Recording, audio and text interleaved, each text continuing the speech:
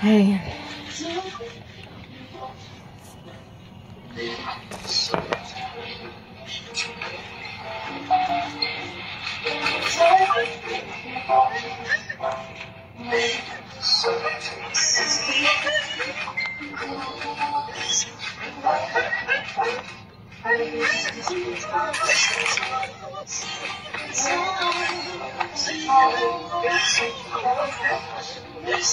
Walang sasakit pa sa naramdaman ng isang ina.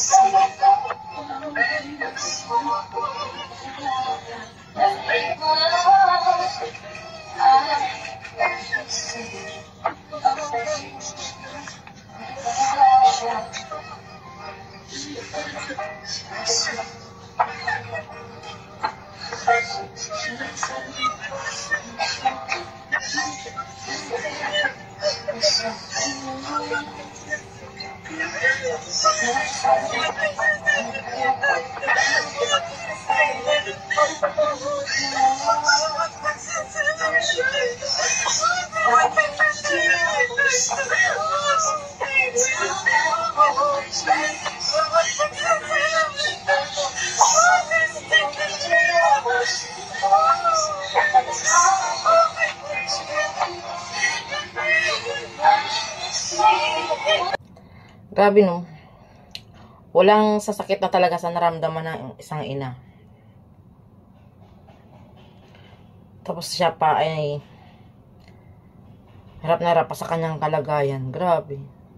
Masakit naman talaga guys yung mga unexpected talaga natin na yung mga mangyayari sa ating, lalo sa mahal at sa buhay. Sobrang sakit talaga yun. Yung hindi ka talaga siya katanggap-tanggap ba.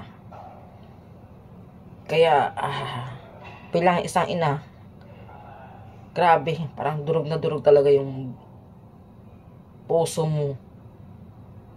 Siyempre nag-iisang anak pa nila. Tapos grabe ang nangyari. Ang daming nangyayari sa panahon talaga ngayon.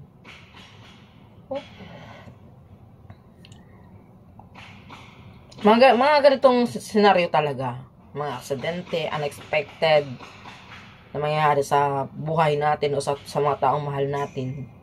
Napakahirap talaga tanggapin. Kaya hindi yan basta-basta makamove on.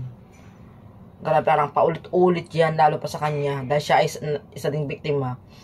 Paulit at paulit yan magpa-flashback sa kanyang isip.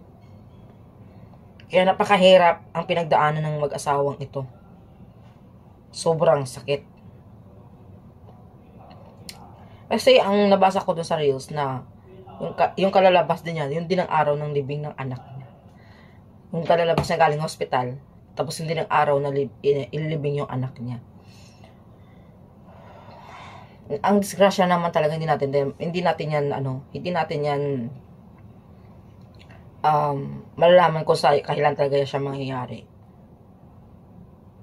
Kaya always talaga nating mag-pray lang at mag-ingat palagi. Wala naman sa mga mag-ingat.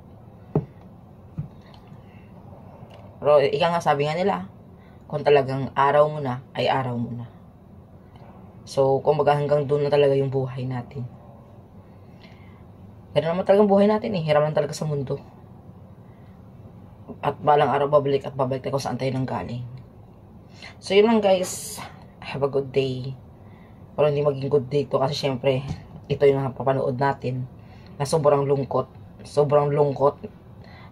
Parang durog na durog talaga yung puso mo na panoorin yung ganitong senaryo. Kaya, yun lang. I-pray na lang natin sila na maka one day, paunti-unti na mahilom sa for this time. Hindi pa talaga yan. Bago pa lang. Sobrang sakit pa talaga yan guys. Yan lang. Bye.